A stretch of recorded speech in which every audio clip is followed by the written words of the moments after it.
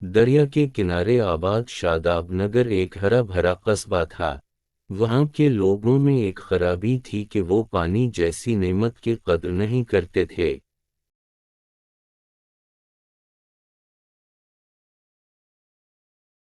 دنیا میں پانی کے ذخیرے تیزی کے ساتھ کم ہوتے جا رہے ہیں۔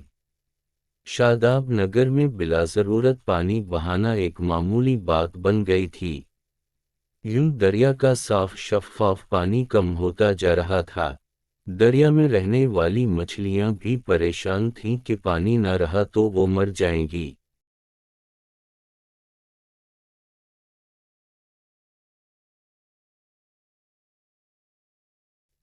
ایک دن تمام مچھلیاں دریا کی ملکہ مچھلی کے پاس جمع ہوئیں اور مسئلے کا حل نکالنے کی درخواست کی۔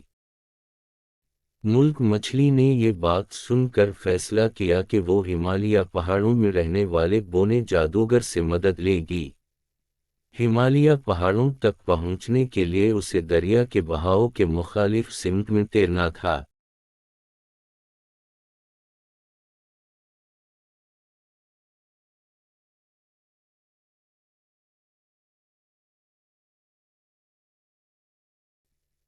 پھر دریا میں جگہ جگہ خودرو جھاڑیاں بھی تھیں، جن میں پھنسنے کے بعد نکلنا مشکل تھا، اور بڑے بڑے خوفناک کیکڑے بھی تھے۔ مگر ملکہ نے کسی بھی خطرے کی پرواہ نہ کی اور اللہ کا نام لے کر تیرنا شروع کر دیا۔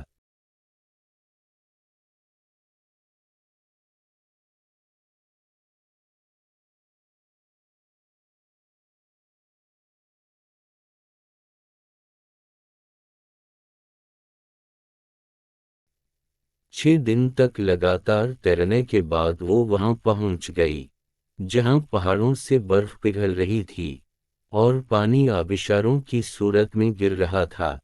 جادوگر وہاں بڑے مزے سے پانی میں ٹانگیں لٹکائے بیٹھا تھا۔ سردار مچھلی تیزی سے تیرتی ہوئی اس کے پیروں کے پاس جا پہنچی۔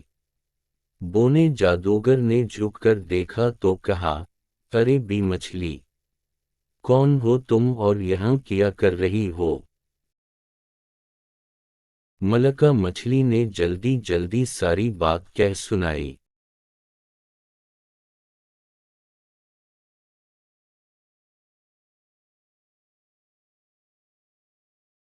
جادوگر نے چینی کے دانوں کے برابر چھوٹی چھوٹی گولیاں جیب سے نکالیں اور ملکہ مچھلی کو دکھاتے ہوئے کہا، یہ جادوئی گولیاں لے جاؤ اور انہیں دریا میں پھیلانا شروع کر دو۔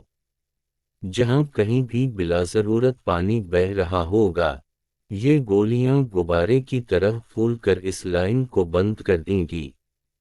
بعد میں ان کا اثر ختم ہو جائے، یہ گولیاں انسانوں کو نظر نہیں آئیں گی۔ ملکہ مچھلی نے جادوگر کا شکریہ ادا کیا اور روانہ ہو گئی۔ ملکہ واپس دریا میں پہنچی تو جادوئی گولیاں دیکھ کر تمام مچھلیاں خوش ہو گئیں۔ مچھلیوں نے پورے دریا میں گولیاں پھیلا دیں۔ امی امی، میری آنکھوں میں مرچیں لگ رہی ہیں، جلدی سے پانی لا دیں پلیز۔ وسیم نے غسل خانے سے آواز لگائی۔ وسیم کی آنکھوں میں صابن چلے جانے کی وجہ سے بے تحاشا جلن ہونے لگی تھی۔ اس نے نہانے کے دوران نل کھلا چھوڑ دیا۔ پانی حسب معمول بہتا رہا۔ جادوئی گولی نے کام کر دکھایا تھا اور پانی کی لائن کو بند کر دیا تھا۔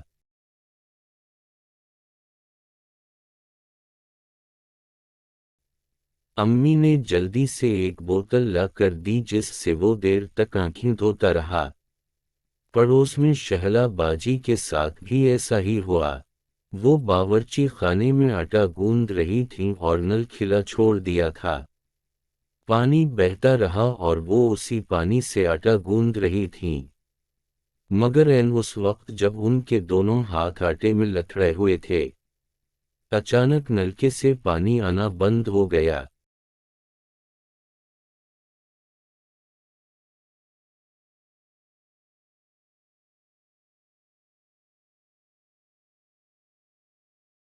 گلی میں فیروز صاحب اپنی گاڑی دھو رہے تھے۔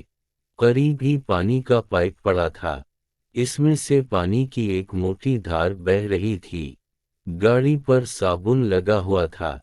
انہوں نے پائپ اٹھایا تو دیکھا کہ اس میں پانی ہی نہیں آ رہا تھا۔ فیروز صاحب ایک ہاتھ میں پائپ پکڑے دوسرے ہاتھ سے سر کھجانے لگے۔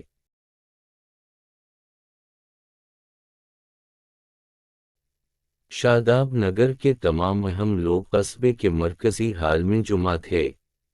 وہ پچھلے ایک ہفتے سے ہونے والے ان گمبھیر واقعات پر غور کر رہے تھے کہ نلوں میں پانی آتے آتے کیوں اور کیسے رک جاتا ہے۔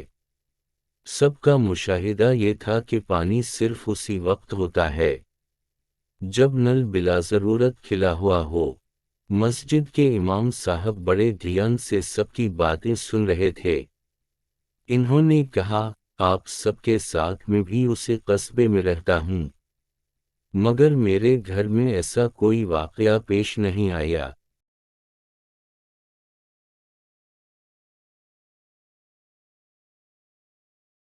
اس کی وجہ یہ ہے میرے گھر میں پانی بلا وجہ نہیں بہایا جاتا، بلکہ صرف ضرورت کے وقت ہی نل کھولا جاتا ہے۔ یہ بات سب کی سمجھ میں آ گئی۔ حافظ صاحب نے کہا، بالکل یہی بات ہے، میرے گھر میں بھی پانی احتیاط کے ساتھ استعمال کیا جاتا ہے، اور کبھی بھی ایسا نہیں ہوا کہ اچانک پانی غائب ہو جائے۔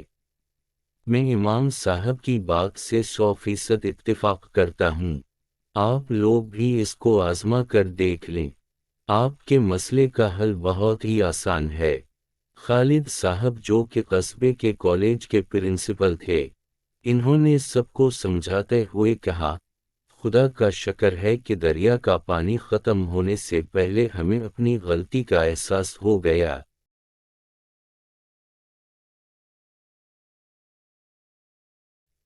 ادھر دریا میں مچھلیاں بھی ایک دوسرے کو مبارکباد دے رہی تھیں۔